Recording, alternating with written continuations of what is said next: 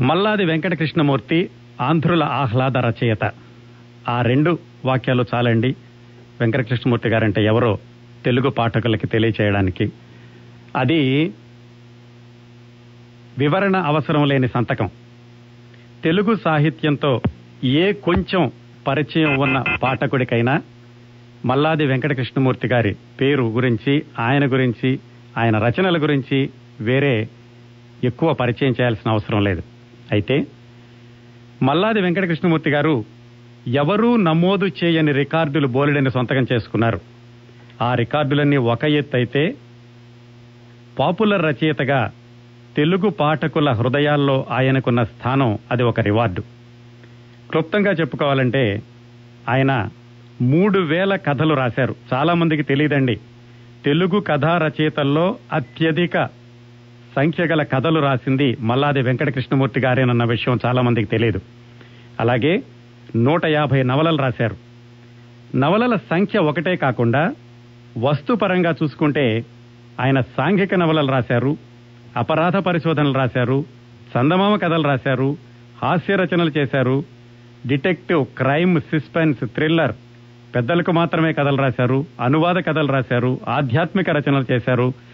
ఇవన్నీ కాకుండా పిల్లల పేర్లు, వంటల పుస్తకాలు, పిల్లల ఆటలు, ట్రావెలోగ్స్, రేడియో కథలు, సినిమా సంభాషణలు, టీవీ సీరియల్కి దర్శకత్వం, టీవీ సీరియల్ సంభాషణలు.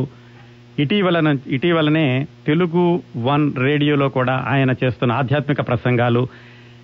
ఇంత వైవిధ్యభరితమైన రచనలు చేసిన ఒకే ఒక్క రచయిత మల్లాది వెంకటకృష్ణమూర్తి గారు అని చెప్పచ్చు.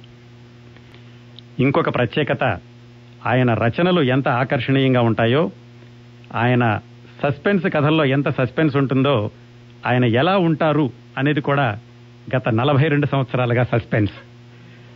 మల్లాది వెంకటకృష్ణమూర్తి గారు, విరిజల్లు స్టూడియోకి హృదయపూర్వకంగా స్వాగతం అండి.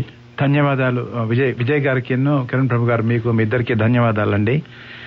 ఈరోజు మీ విస్తృతమైనటువంటి సాహితీ సేవలో చాలా ఆసక్తికరమైన విషయాలని శ్రోతలకి పరిచయం చేయాలనుకుంటున్నాను. అన్నిటికంటే ముందుగా శ్రోతలందరికీ చాలా ఆసక్తికరంగా ఉండేటువంటి విషయం, మీరెక్కడా ఫోటో పబ్లిష్ చేసుకోరు. 42 సంవత్సరాలుగా అసలు ఈ ఫోటో ఎక్కడా ప్రచురణకు ఇవ్వకపోవడం అనేటటువంటి అంశం వెనకాలన్న ఆంతర్యం ఏమిటి, రహస్యం ఏమిటి? ముందుగా విరిజల్లు శ్రోతలకి నమస్కారాలండి. నిజమే, ఇంతదాకా నా ఫోటోగ్రాఫ్ ఎక్కడా అచ్చవలేదు. మొదటి నుంచి నేను నమ్మింది ఒకటే సత్యం, పాఠకుడు ఎప్పుడు రచయిత రాసిన వాక్యాల ద్వారా, రచనల ద్వారా అతన్ని తెలుసుకోవాలి, అతన్ని అభిమానించాలి తప్ప ఫోటోని చూసి కాదు అనే ఉద్దేశం. తర్వాత నా అభిమాన రచయిత అయినటువంటి కొమ్మూరి సాంబశివరావు గారు, చాలా విషయాల్లో నేను ఫాలో అవుతూ వస్తున్నాను. ఆయన ఫోటో కూడా ఎప్పుడు అచ్చవలేదు, ఆయన మరణించాకే అచ్చయింది. సో ఈ 2 కారణాల వల్ల నేను, తర్వాత అందరికీ తెలిసిందే, మొహం కాలిపోయింది. 1980 దశకంలో అసలు కేవలం రచయితలు సూపర్ స్టార్లుగా వెలుగొత్తుతున్న రోజుల్లో పేపర్లో కనీసం ఉత్తరాలు రాసినప్పుడు కూడా మా ఫోటో పడితే చాలు అని ఎంతో మంది అంతగా ఆకర్షితులైన రోజుల్లో కూడా మీరు ఎక్కడ నంబర్ 1 స్థానంలో ఎడ్డబూరి వీరేంద్రనాథ్ గారితో పాటుగా ఇద్దరూ మీరు సమానంగా ఆంధ్ర ఏమంటారు పాపులర్ సాహిత్య రంగాన్ని పరిపాలించిన రోజుల్లో కూడా మీరు ఎక్కడ ఫోటో రావడానికి మీరు ఇష్టపడలేదు. అవునండి, యాక్చువల్గా నా ఫోటోగ్రాఫ్ పబ్లిష్ చేయాలని చెప్పి చాలా మంది చాలా తీవ్రంగా ప్రయత్నించారు. మొట్టమొదట 1970s లోనే తరుణ మంత్లీ మ్యాగజైన్ వస్తుండేది. దాంట్లో రచయితల ఫోటోగ్రాఫ్స్ ని కవర్ పేజ్ గా పబ్లిష్ చేయడం మొట్టమొదటి ఆనవాయితీగా పెట్టింది దాని బాసాని సుదర్శన్ రెడ్డి గారు అని చెప్పి దాని ఎడిటర్ అనమాట. ఆ రోజుల్లో సి ఆనందారామం, వాసిరెడ్డి సీతాదేవి మొదలు ప్రముఖుల రచయితల ఫోటోగ్రాఫ్స్ కవర్ పేజ్ గా ఆయన తీసుకొచ్చారు. ఆ సమయంలో కేవలం చిన్న చిన్న కథలు రాసేటటువంటి నా ఫోటోగ్రాఫ్ కూడా పబ్లిష్ చేయడానికి ఆయన ఆసక్తి చూపిస్తే నిరాకరించాను. అప్పుడే నిర్ణయం తీసుకున్నాను, రచయితగా నేను తెరమరుగునే ఉండాలి తప్ప ఫోటోగ్రాఫ్తో ముందుకు రాకూడదు అని. కారణం కొంత దాకా నా సైకాలజీ కూడా దానికి దోహదం చేస్తుందని చెప్పాలి. కారణం ఏంటంటే వ్యక్తిగతంగా నేను కొంచెం సిగ్గర్గా ఉండేవాడిని. సో ఫోటోగ్రాఫ్ పబ్లిష్ అయింది అనుకోండి, చక్కడపల్లిలోనో మొక్కజొన్న కండ కొనుక్కుని కాల్పించుకుని హాయిగా తినే అవకాశం కోల్పోతాను అవును అనే ఉద్దేశం ఇలాంటివి. తర్వాత ఆంధ్ర భూమి వీక్లీలో కూడా కవర్ పేజెస్ వేశారు, మల్లిక్ది, వీరేంద్రనాథ్ గారిది. అప్పటికి నవల రచయితగా బాగా ఎస్టాబ్లిష్ అయ్యింది నా పేరు. అప్పుడు కూడా నేను ఫోటోగ్రఫీ ఇవ్వడానికి ఇష్టపడలేదు. దాని ఎడిటర్ శిఖరాజ్ గారు బాగా చికాకు కూడా పడ్డారు ఆ విషయం మీద. తర్వాత సినిమాల్లోకి వచ్చాక 100 days సినిమా ఆడినప్పుడు కూడా నేను షీల్డ్ తీసుకోవడానికి వెళ్లేవాడిని కాదు. కారణం ఏంటంటే విలేకరులంతా ఫోటోలు తీస్తారని చెప్పి. తర్వాత నా నవలని కన్నడంలో సినిమాగా తీసినప్పుడు కూడా ఆ దర్శకుడు ఫణి రామచంద్ర అనే కన్నడ దర్శకుడు ఒక ప్రక్రియని చేశాడు. ఏంటంటే టైటిల్ కార్డ్స్ లో ప్రతి వాళ్ళు వచ్చి నేను కెమెరామన్ని అని చెప్పి కెమెరామన్ చెప్తాడు. తర్వాత అతను ఫోటో అతన్ని స్టిల్ చేసి పేరు వేస్తారు. అలాగే నేను కథ మూల రచయితని అని చెప్పి నేను వచ్చి చెప్తే కన్నడంలో వాళ్ళు ఆ స్క్రిప్ట్ రాసిస్తా అన్నారు. షూట్ చేస్తే నాది చూపించాలని చెప్పి ఆయన చాలా తీవ్ర వాంఛలో ఉన్నారనమాట. కానీ అప్పుడు కూడా నేను నిరాకరించాను. దాని బదులు నా నవల్ని కన్నడంలోకి అనువాదం చేసినటువంటి ట్రాన్స్లేటర్ ఆ స్థానంలో వెళ్ళారనమాట. ఇది ఇలా ఉండగా తేనెటీగ అని చెప్పి నేను రాసిన నవల సినిమా తీస్తున్నారు వైజాగ్ లో. అవును.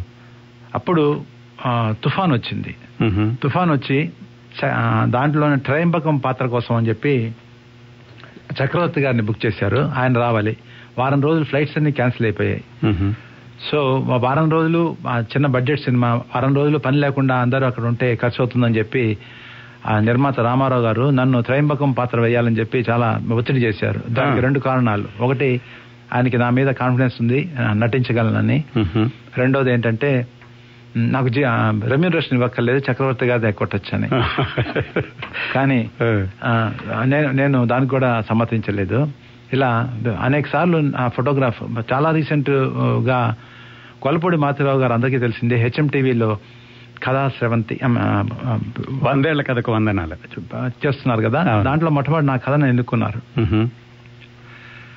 అయితే నాకు ఈ మధ్యనే వారు ఫోన్ చేసి మాటల్లో తెలిసింది ఏంటంటే నేను తెర మీద కనపట్టలేదు కాబట్టి నేను ఆ కథని వారు ఇవ్వడానికి ప్రేక్షకులకి ప్రజెంట్ చేయడానికి నిరాకరించారని చెప్పి తెలిసిందనమాట. ఆ మధ్యన ఒక న్యూస్ పేపర్ లో మీతోటి ఎండమూరి గారితోటి డబుల్ ధమాకా అని వచ్చింది. అవునండి. దాంట్లో కూడా ఎండమూరి వీరేంద్రనాథ్ గారి బొమ్మ వేశారు, పక్కన మీ అందమైన జీవితం పుస్తకం వేశారు. అవునండి. థ్యాంక్స్ టు రామ్జీ అని చెప్పి ఆనాటి ఎడిటర్, సండే సప్లిమెంట్ ఎడిటర్, ఆయనకి నేను ఇందిర గారికి చేసిన ఇంటర్వ్యూ చేసిన ఇందిర గారికి థ్యాంక్స్ చెప్పాలి. నా కోరికను మన్నించి వాళ్ళు ఆ పని చేశారు. ఓకే. అయితే ఒక డౌట్ అండి, ఒక్క ప్రశ్న అడగండి వారికి.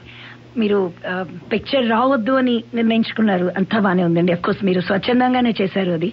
But in this day and age, in this media, this coverage, at any point of time me family నుంచి కానీ మీ నుంచి కానీ ఎప్పుడైనా రివీల్ అయ్యి ఉంటే బాగుండేదని మీ ఫ్యామిలీ మెంబర్స్ కానీ ఎప్పుడైనా అనిపించిందా? ఇంతవరకు నాకు లేదు, నా ఫ్యామిలీ మెంబర్స్ కి లేదు. ఇన్ఫాక్ట్ మా పిల్లలు కూడా దాన్ని అప్రిషియేట్ చేస్తున్నారు. Very nice. ఒక్క డౌట్ అండి మల్లాది గారు, మరి మీ పాస్పోర్ట్ లో ఏం ఫోటో ఉంటుంది సార్? President Obama photo. ఎందుకంటే ఇండియాలో ఏదైనా సాధ్యమే. President Obama. అవును, ఆ మధ్యన ఒబామాకి రేషన్ కార్డు వచ్చిందట కదా గుంటూరులో.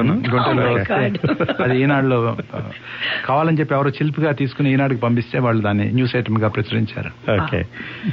మల్లాది గారు 42 సంవత్సరాలుగా పాపులర్ రచయితగా నిలబడడం, పాఠకులని ఏమాత్రం పాఠక ఆదరణ తగ్గకుండా రచనల యొక్క విలువలను నిలబెట్టుకోవడం, అందులో ఇంత వైవిధ్యంగా రాస్తూ ఇలా ఇన్ని సంవత్సరాలుగా మీరు పాఠకుల హృదయాల్లో నిలబడడానికి కారణం ఏమిటనుకుంటారు? మా పాలవాడండి.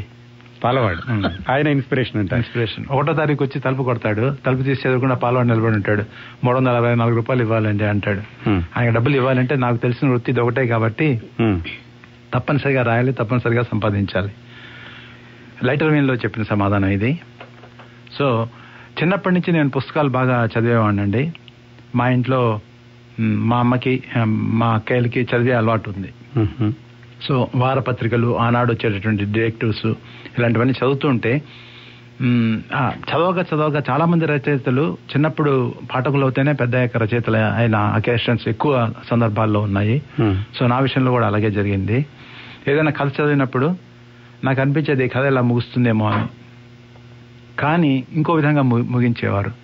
సో ఒక కథని ఎత్తుగడ చదివిన తర్వాత దాన్ని ఎలా పొడిగించి ఎలా ముగించవచ్చు అనేది మానసికంగా నేను చిన్నప్పటి నుంచి ఎక్సర్సైజ్ లాగా చేసేవాడిని ఇట్లా చదివేటప్పుడు.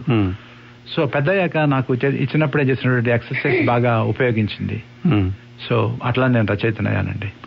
ఇప్పుడు ఈ 40 సంవత్సరాలుగా నిలబడడానికి మీరు రచయితగా మీరు ఏమనుకుంటారు? ఏది కారణం అనుకుంటారు? పాఠకుల్ని ఇంతకాలం ఆదరిస్తూ వాళ్ళ ఆదరణ ఏమాత్రం తగ్గకుండా ఇప్పటికీ మీరు రచయితగా నిలబడడానికి కారణం ఏమిటనుకుంటారు? మీ రచనల్లో ఏ అంశం పాఠకుల్ని ఇంతగా ఆకట్టుకుంటుంది ఇన్ని సంవత్సరాలుగా? పాఠకులకి ఏం కావాలో తెలుసుకుని రాయటం ప్రధాన మొదటి పాయింట్ అని చెప్పి నేను నమ్ముతానండి.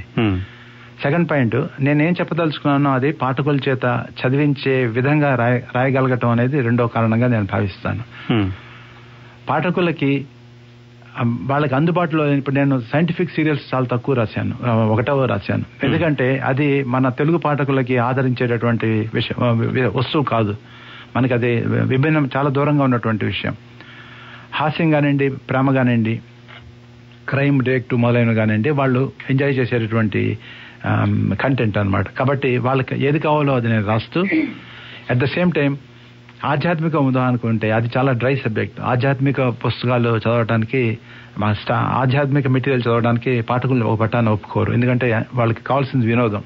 అవును. సో వినోదం ఇస్తూ కూడా ఆధ్యాత్మికతని చదివించవచ్చు అనే ఎక్స్పెరిమెంట్ నేను చేసి గత 12 ఏళ్లుగా అది కూడా రాసి సక్సెస్ అయ్యానే అనుకుంటున్నాను అనమాట. కాబట్టి వాళ్ళకి ఏం కావాలో మనం ఫస్ట్ అది ఇవ్వాలి. సో మల్లాది గారు, ప్రేక్షకుల మాట ఒక్క నిమిషం పక్కన పెడితే మీరు అన్నట్టు 4 దశాబ్దాలుగా డిటెక్టివ్ నవలల నుంచి, సైఫై నుంచి, సరళమైన లవ్ స్టోరీస్ నుంచి, థ్రిల్లర్స్ నుంచి ఇన్ని రాశారు మీరు. మీకు పర్సనల్ గా చాలా ఇష్టంగా, అంటే రాసేటప్పుడు చాలా రాసేటప్పుడు అన్ని ఎక్సైట్ అవుతారు, no doubt. But any one particular జానరా దట్ మీకు చాలా బాగా అనిపించేది రాసేటప్పుడు? అందమైన జీవితం అనే నవల రాసినప్పుడు కొంచెం మీరు చెప్పిన భావనలు బాగా కలిగాయి నాకు. దానికి కారణం ఏంటంటే అది సస్పెన్స్ ఎలిమెంట్ లేనటువంటి బలమైన సెంటిమెంట్ మాత్రమే ఉన్నటువంటి సబ్జెక్ట్ అండి. అంతదాకా స్వాతి వీక్లీలో నేను రాసిన పుస్తకాలన్నీ కూడా సస్పెన్స్, ఈ వారం పూర్తి అయిపోతే వచ్చే వారం ఎలా మొదలవుతుంది, దీన్ని ఎలా విడదీస్తారు అనే చిన్న మెలిక పెట్టి ఆపేవాడిని. దీంట్లో అవకాశం లేకపోయింది. అయినప్పటికీ కూడా నేను దాన్ని సీరియల్గా రాశాను. ఆ బలమైన సెంటిమెంట్ ఏదైతే ఉందో, అంటే ఒక మగ ఆడ మధ్య, వయసులో ఉన్నటువంటి మగ ఆడ మధ్య శారీరకమైనటువంటి వ్యామోహాలు లేనటువంటి స్నేహం సాధ్యమా అనే ఇతివృత్తాన్ని ఎన్నుకుని రాశాను. అది సాధ్యమే అని చెప్పి కూడా నేను చెప్తూ దానికి నేను చాలా ఎక్కువ కృషి చేయాల్సి వచ్చింది. ఎందుకంటే ప్రతి వాక్యం 1-2 సార్లు ఆలోచించి కూడా రాయటం జరిగింది. లక్కీగా అది బాగా పాఠకులు రిసీవ్ చేసుకున్నారు. At the same time Swathi editor Balaram గారు కూడా ఆశ్చర్యపోయారు. ఇది నేను ఏదో సాదాసీదాగా వెళ్తున్నా అనుకున్నాను, మీరు చాలా కాన్ఫిడెన్స్ తో రాస్తానంటే నేను ఓకే చేశాను, సో హ్యాపీ అని చెప్పి ఆయన కూడా చెప్పారు. అందమైన జీవితం తర్వాత చాలా సార్లు విన్నాను నేను. వివాహ శుభాకాంక్షలు తెలియచేసేటప్పుడు, వివాహ వార్షికోత్సవాలప్పుడు ఆ పుస్తకాన్ని ప్రజెంట్ గా చేసేవాళ్ళు, చాలా మంది బహుమతిగా ఇచ్చేవాళ్ళు అని. అవునండి, అది ఈ రోజుకి కూడా బెస్ట్ సెల్లర్స్ లో ఒకటి. దానికి కారణం పెళ్లిళ్ళకి దాన్ని ప్రెజెంటేషన్ గా ఇవ్వటం ఈ రోజు కూడా బాగా జరుగుతోంది.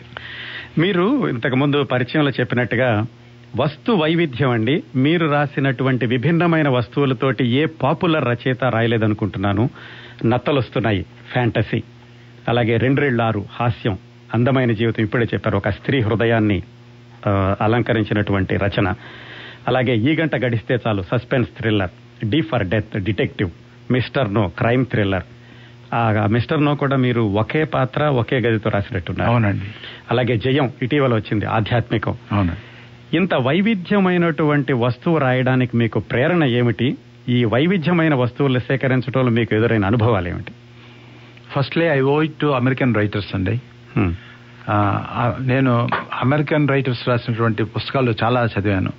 మెడ్రాస్లో జెమినీ సర్కిల్లో యుఎస్ కాన్సులేట్ ఉంది. అవును. వాళ్ళకి ఇప్పుడు లేదు కానీ అప్పట్లో ఒక లైబ్రరీ ఉండేది. ఆ లైబ్రరీలో నేను చెన్నై పని మీద వెళ్ళినప్పుడల్లా కూడా అక్కడికి వెళ్ళి నాకు కావాల్సిన పుస్తకాలు తీసుకునేవాడిని.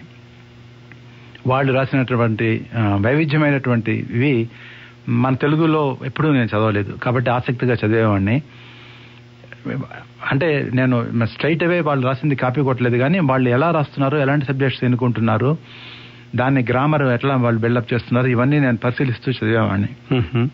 అంటే పాఠకుడుగా ఎంటర్టైన్మెంట్గా కాకుండా వాటిని కేవలం రచయితగా నా శిక్షణగా చదువుతూ ఉండేవాడిని. సో ఒకసారి పీజెంట్ అనే మ్యాగజైన్ వచ్చేది అమెరికా నుంచి ఆ రోజుల్లో. ఓకే. ఆ మ్యాగజైన్లో హవాయి దీవుల్లో ఒక రాక్షసనత్త ప్రవేశించి చాలా బీభత్సం చేసిందనమాట. ఆ వ్యాసం చదివిన తర్వాత నాకు అనిపించింది దాంట్లో డ్రామా ఉంది, మనం దీన్ని సబ్జెక్ట్గా చేయొచ్చు అని అనిపించి, ఇప్పుడు ఆ రోజుల్లో ఇంటర్నెట్ కూడా లేదు, చాలా కష్టపడి సేకరించాల్సి వచ్చేది. సో బిఎస్సి టెక్స్ట్ బుక్స్ దగ్గర నుంచి అనేక చోట్ల నుంచి అదృష్టం ఏంటంటే అమెరికన్ లైబ్రరీకి వెళ్ళి లైబ్రరీని ఫలానా సబ్జెక్ట్ మీద పుస్తకాలు ఏమన్నా ఉన్నాయా అంటే టక్మనే తీసి వచ్చేవారు. ప్రింట్అవుట్స్ కూడా ఇస్తుండేవారు, జెరాక్స్ ఆ రోజుల్లో ఇంకా ప్రింట్అవుట్స్ రాలేదు. సో అట్లా విషయ సేకరణ చేసి దాన్ని నేను రాశాను అనమాట. అదృష్టశాత్తు అది బాగా రిసీవ్ చేసుకున్నారు. మిస్టర్ నో, ఒకే పాత్ర ఒకే గదిలో. అవునండి. అది ఎట్లా అసలు ఐడియా ఎలా వచ్చింది, మీరు దాన్ని ఎలా డెవలప్ చేశారు? అప్పుడు హిందీలో ఒక సినిమా వచ్చింది, నా ఆర్టిస్ట్ పేరు మర్చిపోయాను, సునీల్ దత్. సునీల్ దత్ ఒకే క్యారెక్టర్ గా ఒక సినిమా హిందీలో తీశారు. అది సరిగ్గా ఆడలేదు కానీ ఆ ఎక్స్పెరిమెంట్ నాకు బాగా నచ్చి, ఇలా మనం నవలకి ఎందుకు చేయకూడదు, ఇంకా సినిమా కంటే నవలకి ఎక్కువ విస్తారంగా చేసే అవకాశం ఉంటుంది కదా అని చెప్పి ప్రయత్నం చేశాను. దాంట్లో క్రైమ్ తప్పనిసరిగా ఉండాలనుకున్నాను, సస్పెన్స్ ఉండాలనుకున్నాను. ఒకే పాత్రతో కొంచెం కష్టమైనా దానికి నాకు రాయడానికి కూడా 2 ఏళ్ళు పట్టింది అంతా అల్లుకుని చేయడానికి. అదే సమయంలో ఒక అమెరికన్ నవల్ కూడా చదివాను, వాళ్ళు కూడా ఇలాగే ఒక పాత్రతో 2-3 పాత్రలు తీసుకుని చేశారు అనమాట. కానీ 2-3 పాత్రలు కాకుండా ఒకటే పాత్రతో చేయాలని చెప్పి రాశాను ఆ నవల. అది నేను స్వాతి వీక్లీగా రాసిన ఆఖరి నవల అనమాట. ఈ సుదీర్ఘ ప్రయాణంలో మొట్టమొదటి అడుగు ఎప్పుడు మొదలైంది? 1970 ఫిబ్రవరి. అంటే అప్పుడు మీకు డిగ్రీ అయిపోయిందా? డిగ్రీ అయిపోయింది. ఓకే. ఫిబ్రవరిలో నేను చదువు ముగించుకుని విజయవాడ నుంచి హైదరాబాద్కి వచ్చాను. వచ్చిన నెక్స్ట్ మంతే ఉద్యోగంలో చేరిన తర్వాత నెక్స్ట్ మంత్ అంటే మార్చిలో కథ రాశాను. ఆ కథను చందమామకు పోస్ట్ చేశాను. అది మొదటి అడుగు. అది ఆగస్టు 1970లో పబ్లిష్ అయింది. వెంటనే మొట్టమొదటి మార్చిలో పోస్ట్ చేస్తే ఆగస్టులో పబ్లిష్ అయింది. మొట్టమొదటి కథ రిజెక్ట్ కాకుండా వచ్చేసింది. అదే పీరియడ్లో నేను రాసిన కథలను అదృష్టం కొద్దీ ఆంధ్రపత్రికలో, ఆంధ్రప్రభలో, అపరాధ పరిశోధనలో ఈ 3 మ్యాగజైన్స్ కూడా రాసి పంపిస్తే అవి కూడా రిజెక్ట్ కాకుండా పబ్లిష్ అయ్యాయి. సో నాకు కాన్ఫిడెన్స్ వచ్చింది నేను రాయగలనని. తర్వాత కథలు తిరిగి రావడం చాలా సార్లు జరిగాయి కానీ మొట్టమొదటి 4 కథలు పబ్లిష్ అవడంతో నాకు కాన్ఫిడెన్స్ ఏర్పడింది. మల్లాది గారు, ఆంధ్రుల ఆహ్లాద రచయిత అనడానికి మీ శైలి కారణం అనుకుంటాను. ఇందాక మీరు చెప్పారు, ఎక్కడ పాఠకుడిని టీస్ చేయకుండా మమ్మల్ని విపరీతంగా ఆలోచించేసి డిక్షనరీలు తెరిచి అర్థాలు చూసుకునేటువంటి అవసరం లేకుండా చిన్న చిన్న వాక్యాలు చాలా సరళమైనటువంటి శైలిలో రాయడమే అనుకుంటున్నాను. అసలు ఆ శైలి ఎలా అలవాటైంది మీకు? ఆ శైలిని ఎలా కంటిన్యూ చేస్తున్నారు? ఇప్పుడు రాయబోయేటటువంటి రచయితలకి ఏమైనా చెప్పగలరా? దీనికి 3 సమాధానాలు చెప్పొచ్చు. చెప్పండి. ఒకటి, నా స్వభావం చాలా ప్లెయిన్ అండి, సంక్లిష్టం కాదు. కాబట్టి నేను ఎలా ప్లెయిన్ గా మాట్లాడతానో అలాగే ప్లెయిన్ గా రాస్తాను. అంతేగాని తెకమక పెట్టి ఆనందం పొందాలి అనేటువంటి స్వభావం నాది కాదు కాబట్టి ప్లెయిన్ గా రాయటం ఒక సమాధానం. రెండోది ఏంటంటే, ఏ పాఠకుడైనా ఎందుకు చదువుతాడంటే వినోదం కోసం, కాలక్షేపం కోసం. తక్కువ మంది దాని నుంచి ఏదైనా నేర్చుకుందాం అని చెప్పి చదువుతారు. సో వినోదం కోసం, కాలక్షేపం కోసం వచ్చినటువంటి పాఠకులని ఇబ్బంది పెట్టకుండా చదివించాలంటే వాళ్ళు చదివే మళ్ళీ వెనక్కి తిరిగి ఏంట్రా అనుకోకుండా సాఫీగా సాగేలా రాయాలి అనేది రెండో కారణం. అందువల్ల అట్లా వాడుక భాషలో అందరికీ తెలిసిన పదాలతో రాస్తుంటాను. మూడోది, కొమ్మూరు సాంబశివరావు గారు. ఆయన పుస్తకాలు నా చిన్నప్పుడు బాగా చదివాను. మంచి డైరెక్టర్ యుగంధర్ అంటే చాలా మందికి ఈ రోజుకి తెలుసు, ఈ రోజు కాదు 100 ఏళ్ల తర్వాత కూడా తెలుస్తుంది. సో ఆయన పుస్తకాలు బాగా చదవబట్టి ఆయన శైలి తాలూకు ముద్ర నా మనసు మీద బలంగా పడటంతో బహుశా ఆయనలాగా రాసే అలవాటు నాకు ఏర్పడి ఉంటుంది. చాలా మంది రచయితలు ఏమవుతుందంటే అంత ఎర్లీగా మొదలు పెట్టినప్పుడు, అంటే బహుశా మీరు 18-19 సంవత్సరాల వయసులో మొదలు పెట్టి ఉంటారు. అలా మొదలు పెట్టినప్పుడు 45-50 సంవత్సరాలు వచ్చేసరికి వాళ్ళ ఆలోచనల్లో పదును తగ్గిపోవడం కానీ, లేకపోతే రచనలో పదును తగ్గిపోవడం కానీ జరుగుతూ ఉంటుంది.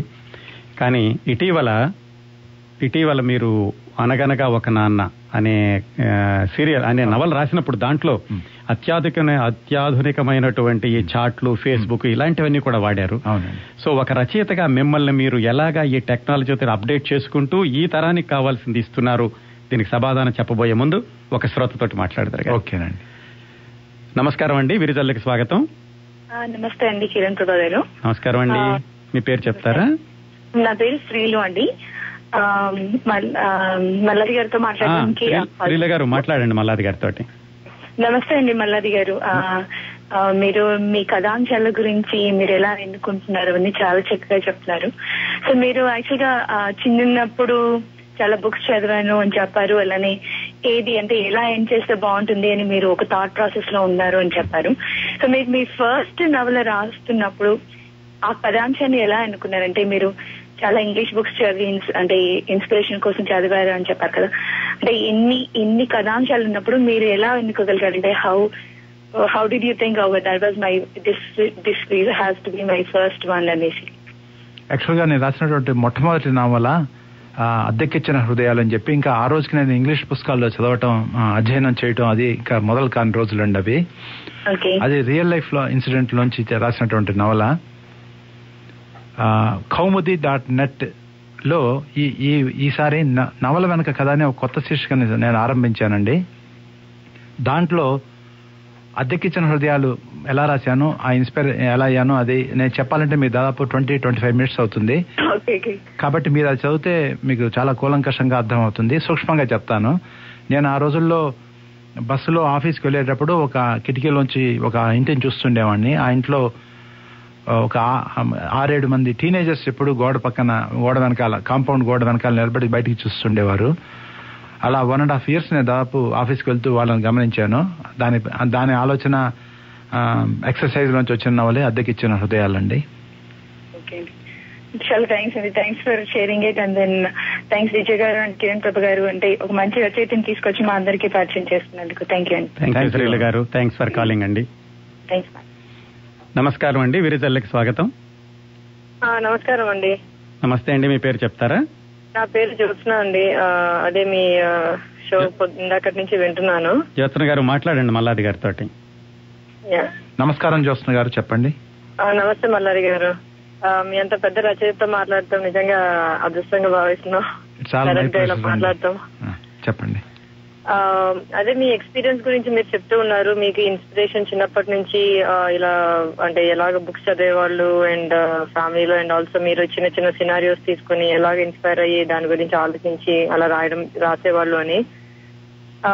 నాకు క్వశ్చన్ ఏంటంటే, ఇప్పుడు మీ థాట్స్ ఎస్పెషల్లీ మీరు ఏమనుకుంటున్నారు అని. ప్రస్తుతానికి ఇప్పుడు జనరేషన్ ఇదంతా చాలా మటుకు ఇంటర్నెట్ యుగం అయిపోయింది కదా.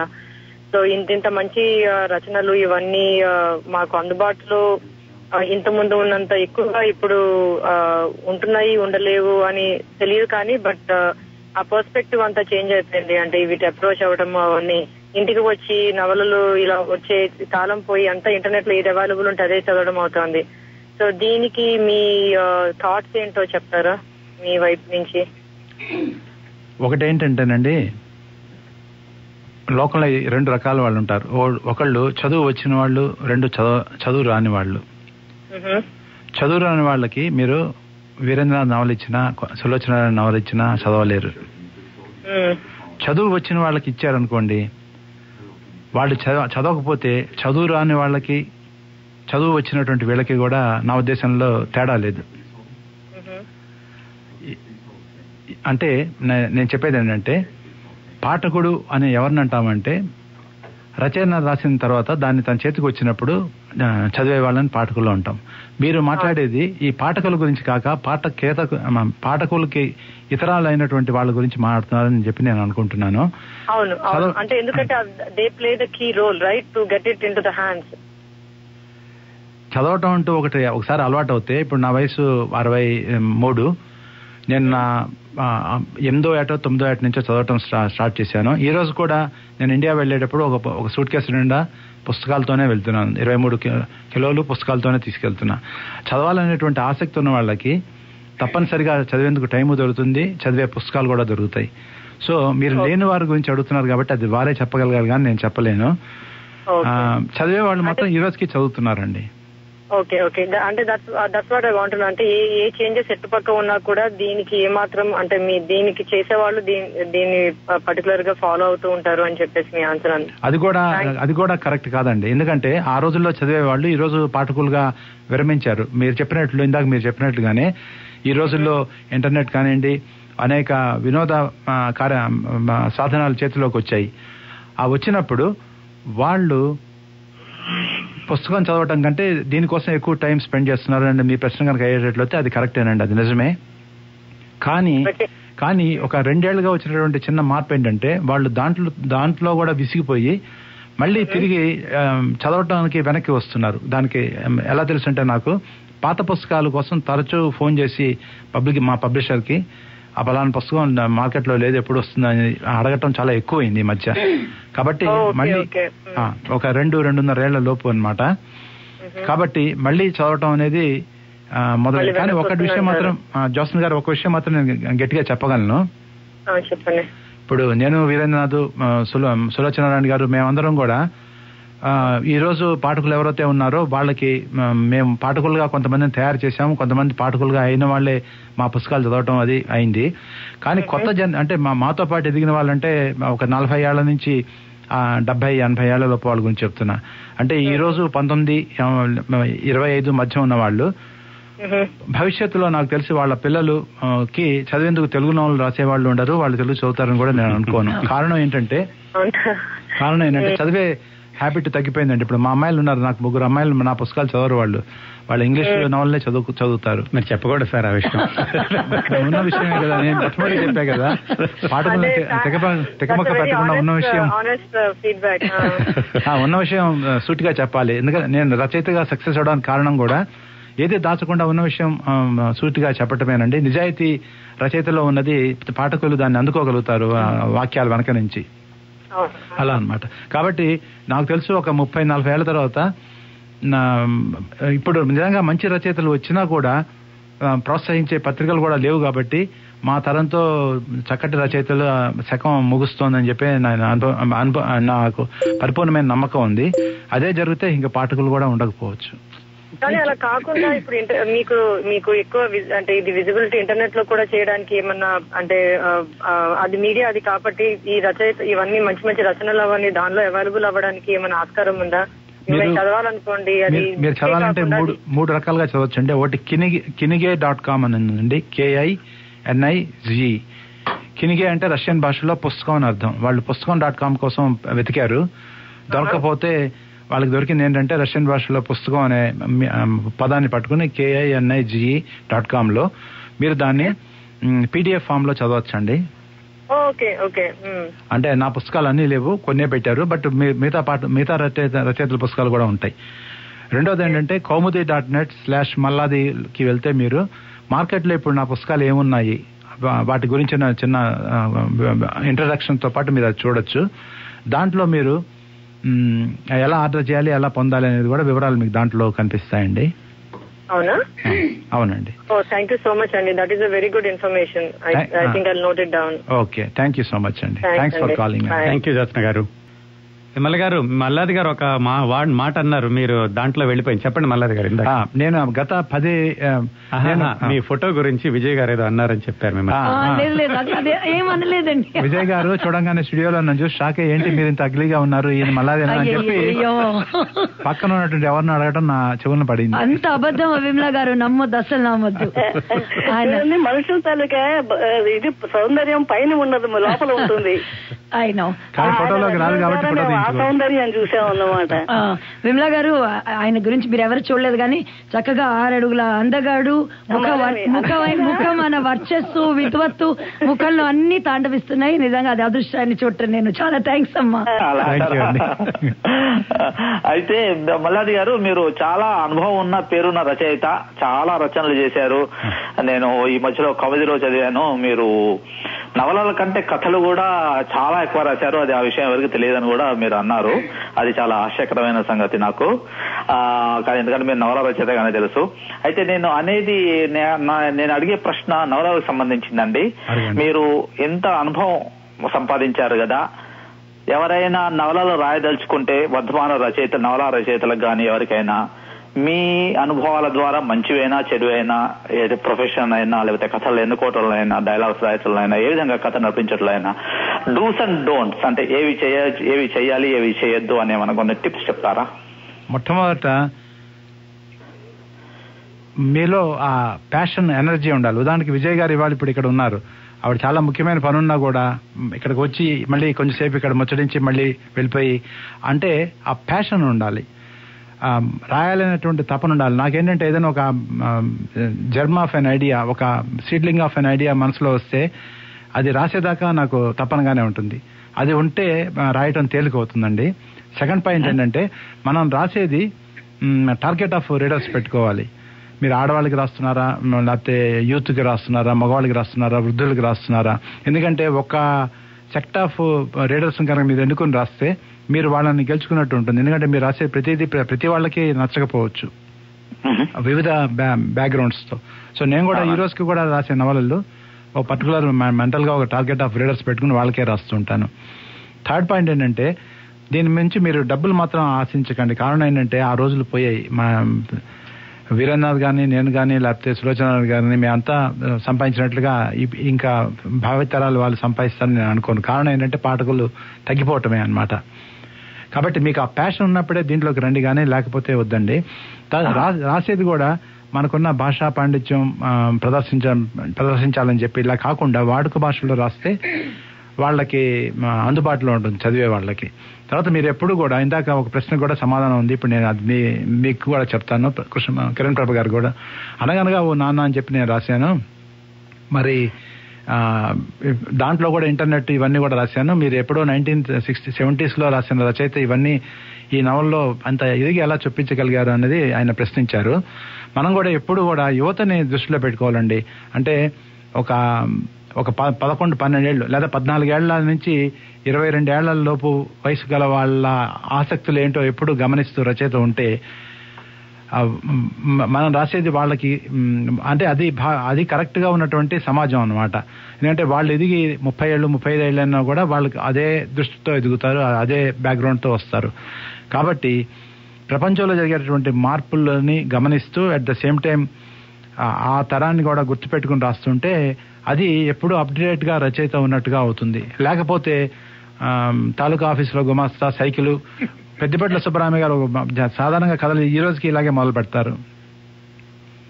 రామారావు ఆఫీస్ నుంచి ఇంటికి వచ్చి సైకిల్ గోడకి వాల్చి పలకుర్చీలో పడుకుని కాఫీ అని అరవంగానే రామలక్ష్మి కాఫీ గిరతో ప్రత్యక్షమైంది అని ఇట్లా ఉంటుందన్నమాట. అంటే నేను ఆయన తప్పు పట్టట్లేదు, ఆయన చాలా గుండెని పిండే కథలు రాస్తారు, నేపథ్యం ఏదైనా కూడా. కాకపోతే ఆయన సమాజంలో వచ్చే మార్పులతో గమనిస్తూ దాంతో పాటు వెదుగుతూ దాన్ని నవలల్లో చూపించట్లేదని చెప్పడం నా ఉద్దేశం అనమాట. దాన్నే మీరు ప్రజెంట్ గా అన్వయించి రాశారనుకోండి, చదివే రీడర్ కి దాన్ని తను ఐడెంటిఫై చేసుకుని దగ్గరగా ఫీల్ అవుతాడు. సో ఈ పాయింట్స్ కనుక మీరు దృష్టిలో పెట్టుకుంటే మంచి రచనలు చేసే అవకాశం ఉంటుంది. చాలా చాలా సంతోషం అండి, చాలా ఉపయోగకరమైన పాయింట్స్ చెప్పారండి. Thank you. నమస్తే సార్, కిరణ్ ప్రభు గారు, మల్లాది గారు. నమస్కారం వేణుగోపాల్ గారు, మాట్లాడండి. మల్లాది గారు. వేణుగోపాల్ గారు అడగండి. నేను 2 విషయాలు చెప్తా అనుకున్నానండి. ఈ మధ్య నేను జైన్ చదివాను, చాలా బాగుంది, చాలా గ్రిప్పింగ్ గా ఉంది, చాలా బాగుంది. Thank you. అయితే అది వెనక నుంచి వాయిస్ ఓవర్ వస్తున్నట్టుగా మొత్తం ఒక వ్యక్తి చెప్తున్నట్టుగా ఉంటుందండి నవల. అయితే ఈ మధ్య కిరణ్ ప్రభు గారు వాయిస్ వింటూ కిరణ్ ప్రభు గారు చెప్తున్నట్టుగా అనిపించింది మొత్తం. మాకు మంచి ఆలోచన ఇచ్చారండి, ఆయనతో తర్వాత మాట్లాడతాను. కిరణ్ ప్రభు గారు ఆ నవలని చదివితే ఎలా ఉంటుంది సీరియల్ గా అనేది కూడా ఆలోచిద్దాం. ఇది చాలా సర్ప్రైజింగ్ అనిపించింది. మీ ఇద్దరు ఒక చోట షో చేయడం చాలా సర్ప్రైజింగ్ అనిపించింది. I want to share that. Venugopal గారు. ఇంకోటి జయం రాయడానికి మీకు ఇన్స్పిరేషన్ ఏంటి సార్? అంటే మీరు what you went through to right? నేను ఆధ్యాత్మిక జీవితంలోకి వచ్చాక ఆ బ్యాక్గ్రౌండ్ తో రాద్దాం అనుకుని ఒక 3-4 ఏళ్లలో నాకు ఉన్నటువంటి అనుభవాలన్నీ క్రోడీకరించి ఆ జయం నవల రాశానండి. నేను సంవత్సరానికి ఒక 2 నెలలు హిమాలయాలకు వెళ్లి ప్రపంచంతో సంబంధం లేకుండా అక్కడే ఉండి మెడిటేషన్ చేసేవాడిని. గంగోత్రిలోను బద్రీనాథ్లోను. యాక్చువల్ గా నేను ఇప్పుడు అమెరికాలో లేకపోతే అక్కడికే వెళ్ళి ఉండాలి.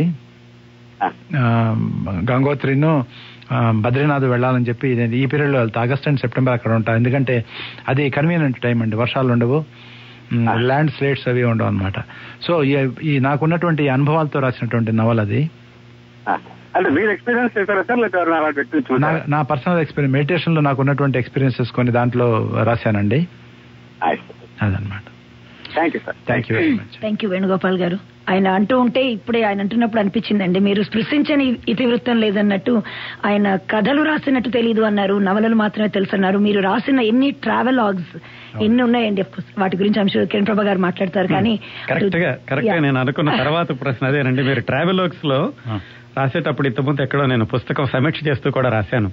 కేవలం చూసినటువంటి విషయాలను వర్ణించడమే కాకుండా దాంట్లో చారిత్రక అంశాలను చొప్పిస్తూ, దాంట్లో కామెడీని కూడా గుప్పిస్తూ, కొంచెం హాస్య కథలు చెప్తూ చక్కగా దాన్ని నవలకి ఉన్నంత రీడబిలిటీని ఉండేలాగా రాస్తూ ఉంటారు.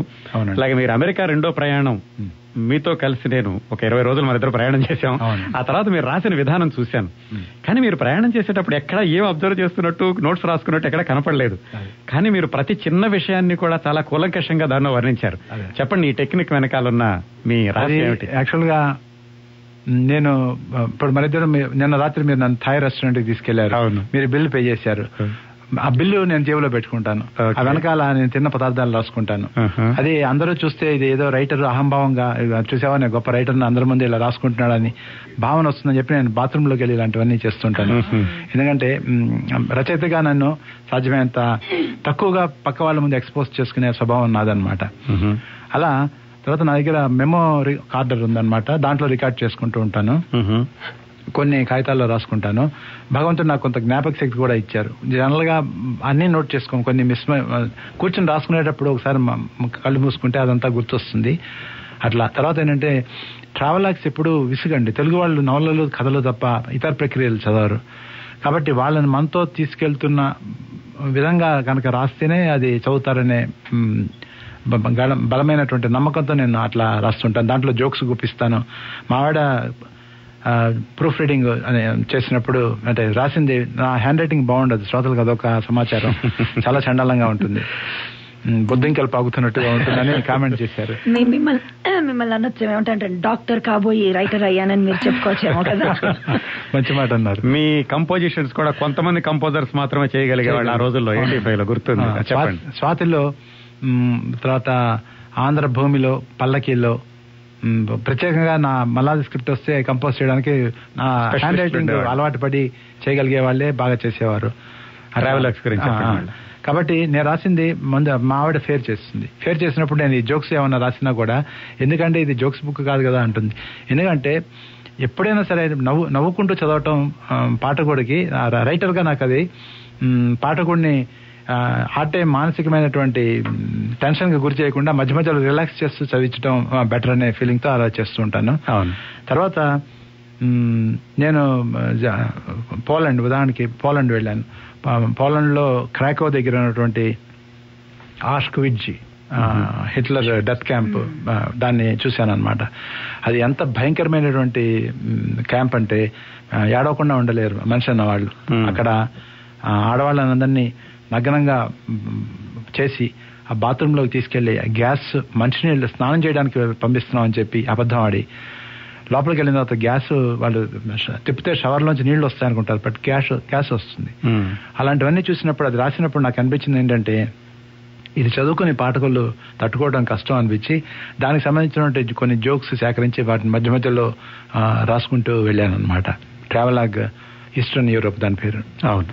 అలా ఫస్ట్ చదివించాలండి, అది ఇంపార్టెంట్. చదివించాలంటే సెక్స్ అండ్ హ్యూమర్ బాగా ఉపయోగిస్తాయి. కానీ అన్ని చోట్ల రొమాన్స్ రాసేందుకు అవకాశం ఉండదు. హ్యూమర్ ఎక్కడైనా కరెక్ట్ ఉంటుంది కాబట్టి నేను హ్యూమర్ తో కూడా కలిపి రాస్తూ ఉంటాను. దీప్తి గారు నమస్కారం. మల్లాది గారు నమస్తే అండి, చెప్పండి. మీ అంత గొప్ప రైటర్ తో మాట్లాడటం చాలా హ్యాపీగా ఉందండి. థ్యాంక్ యూ వెరీ మచ్ అండి, చెప్పండి. యాక్చువల్ గా ఇందాక ఎవరో చెప్తున్నారు బుక్స్ తగ్గిపోయాయి, అందరు ఇంటర్నెట్ మీదే చూస్తున్నారని. కానీ బుక్స్ ఏదైనా బుక్ అది పట్టుకొని ఫీల్ అవుతా చదవటము, అందులో ఎంజాయ్ చేసినట్టుగా ల్యాప్టాప్ లో ఈ బుక్స్ లో అంత ఫీల్ అవ్వమండి. నా అనుభవం కూడా అదండి. నేను కూడా ఈ రోజు దాకా నేను పుస్తకాలు కొనుక్కుని ఆ కాగితం తిరిగేస్తూ అప్పుడప్పుడు కాఫీ మరకలు పడ్డా ఆ పుస్తకం చదవటంలో ఉన్న ఆనందం, ల్యాప్టాప్ దగ్గర పెట్టుకుని కాఫీ దాని మీద ఒలుగుతుందనే భయంతో దాన్ని దూరంగా పెట్టి, ఇది చిన్నప్పటి నుంచి మనకి పుస్తకాలు బాగా అలవాటు కాబట్టి మీరు చెప్పింది మంచి మంచి విషయం చెప్పారు.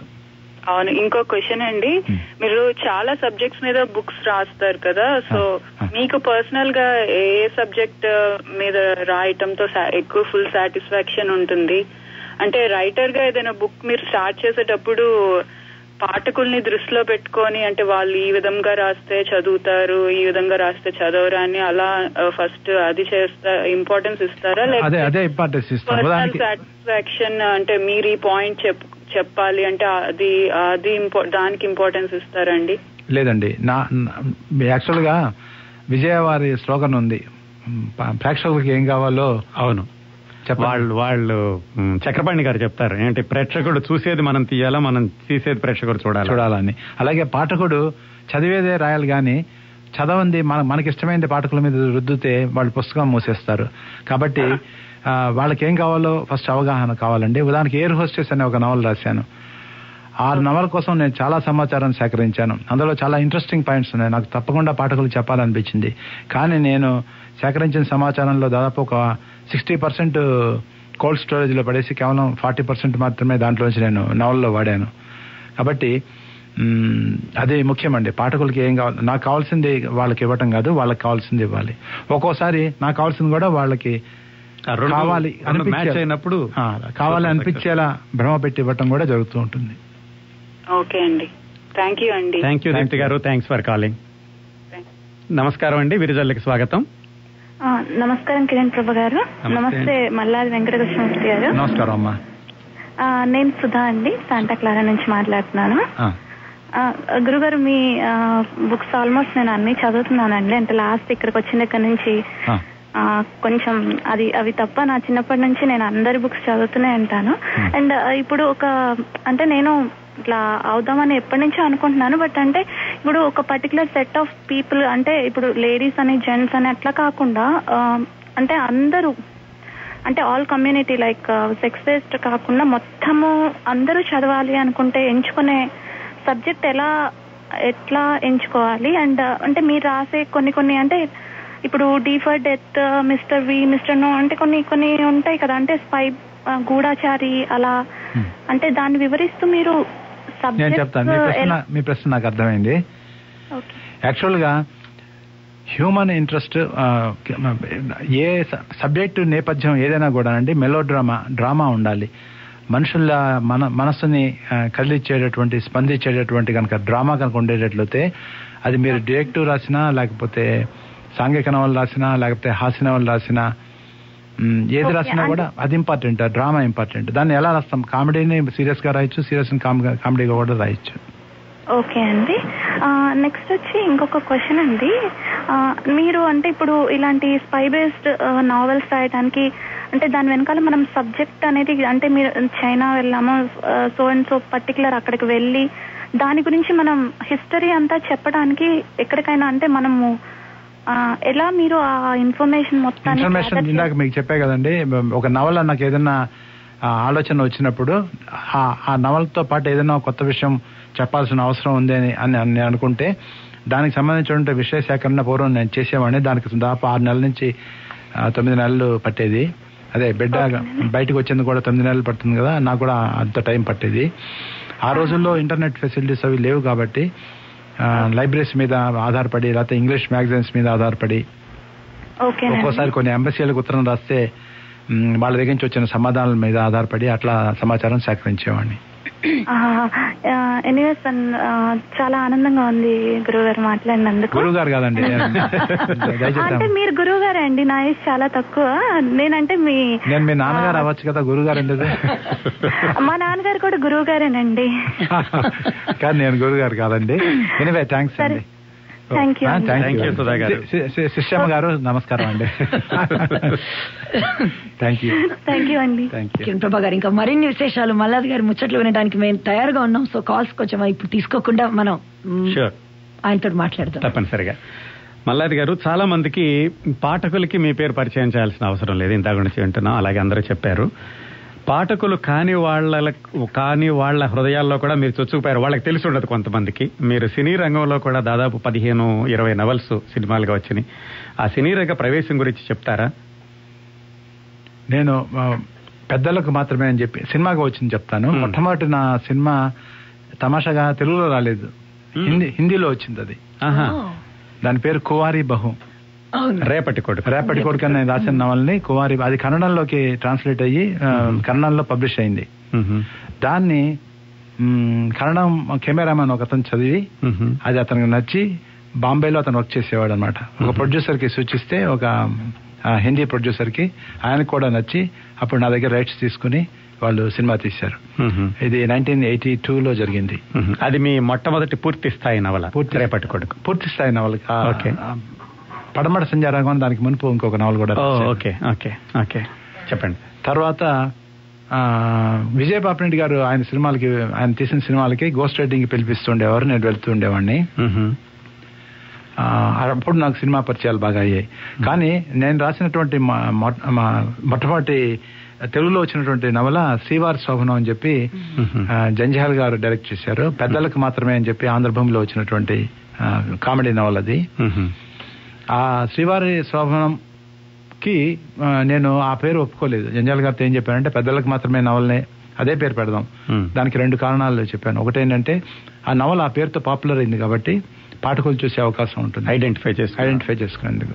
రెండేంటంటే, శ్రీవారి శోభనం అందులో అంతకు మునుపు ఏమైందంటే శ్రీవారి ప్రేమలేఖ అనే సినిమా ఆయన డైరెక్ట్ చేశారు. అవును, రామోజీరావు గారి సినిమా. అవును, అది బాగా పాపులర్ అయింది. సో ఆ ఇన్ఫ్లుయెన్స్ తో ఆయన శ్రీవారి శోభనం అని పెడితే తన యొక్క ఆడియన్స్ అది బాగా నచ్చిన వాళ్ళు వస్తారని చెప్పి ఆయన, ఇది నా పాఠకులు ఇట్లా అనుకున్నాము. కానీ నేచురల్ గా డైరెక్టరే గెలుస్తారు కాబట్టి ఆయన పెట్టారు. దురదృష్టవశాత్తు ఆ పేరే దానికి మైనస్ అయింది. ఆడవాళ్ళు ఆ రోజుల్లో శోభనం అనే పేరు ఉంది కాబట్టి ఆ సినిమా రావడానికి వాళ్ళు ఇష్టపడేవారు కాదు, కుర్రాళ్లే వచ్చేవారు. దాంతో అది ఆడాల్సిన స్థాయిలో ఆడలేదు. ఆ తర్వాత 2 అనే సినిమాని అప్పుడు ఆంధ్రజ్యోతిలో అప్పుడే కంప్లీట్ అయింది, ఇది సినిమా తీస్తున్నప్పుడే. దాన్ని ఆయన తెరకెక్కించారు. నా లక్ ఏంటంటే, ఆయనకి అప్పుడే ఇంకొక సినిమాకి ఆయన ఒప్పుకున్నారు. బాలకృష్ణతో డేట్స్ ఉన్నాయి, సినిమా తీయాలి. ఎక్కడో బాలకృష్ణ షూటింగ్ లో కాలు విరిగింది.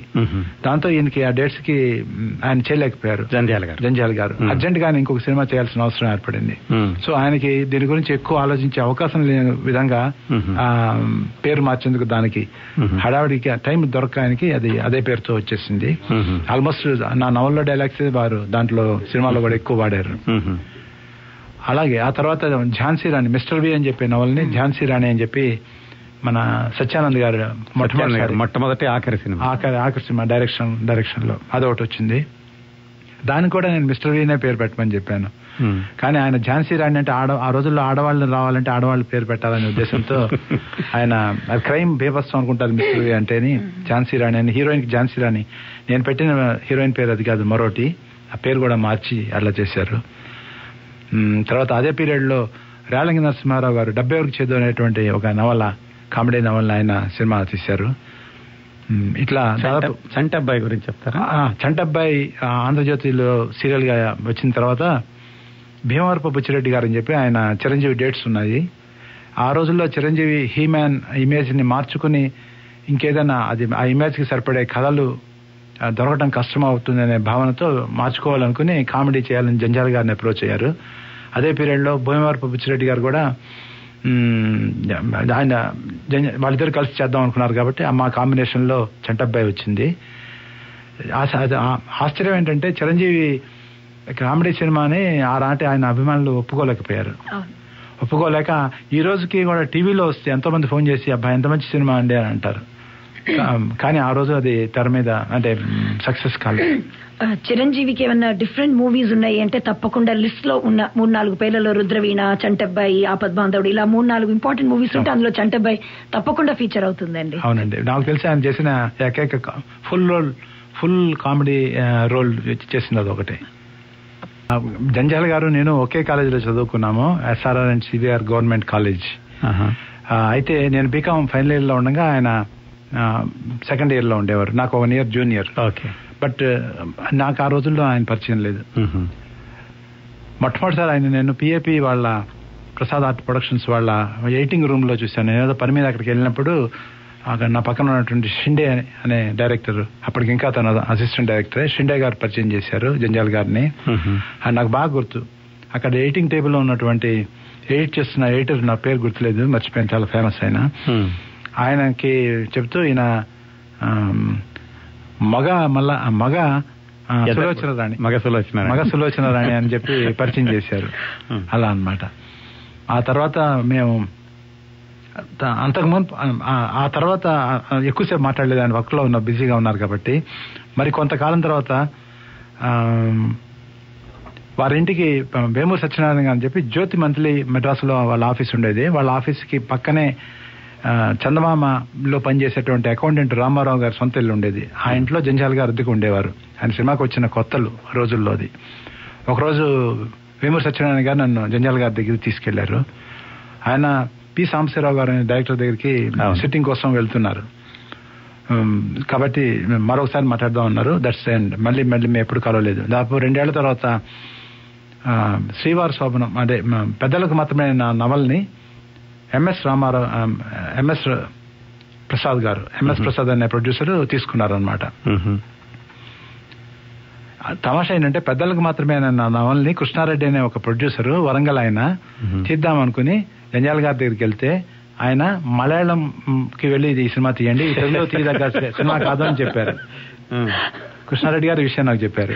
తర్వాత ప్రసాద్ గారికి ఈ నవల బాగా నచ్చి జంజాల్ గారి దగ్గరికి వెళ్తే ఆయన డిస్కరేజ్ చేశారు, మరొక కథలు కూడా వినిపించారు. కానీ నాకు ఇదే తీయాలని పట్టుబడితే అప్పుడు జంజాల్ గారు దాన్ని తీశారనమాట.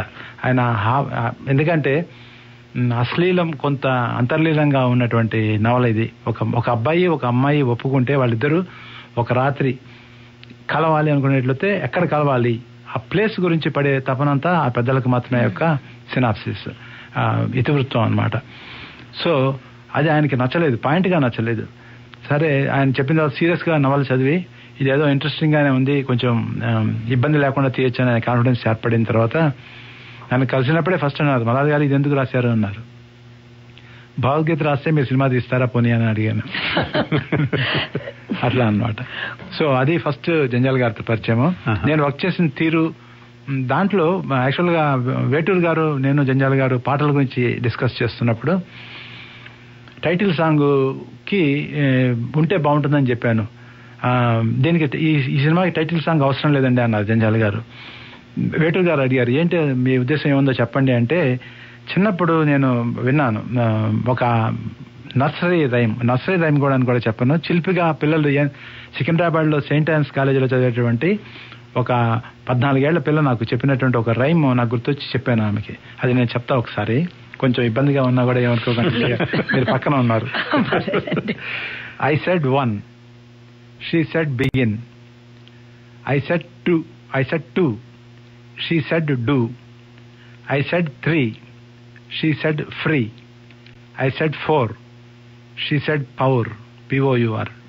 I said 5, she said hive. I said 6, she said fix. I said 7, she said heaven. I said 9, she said fine. And I said 10, she said done.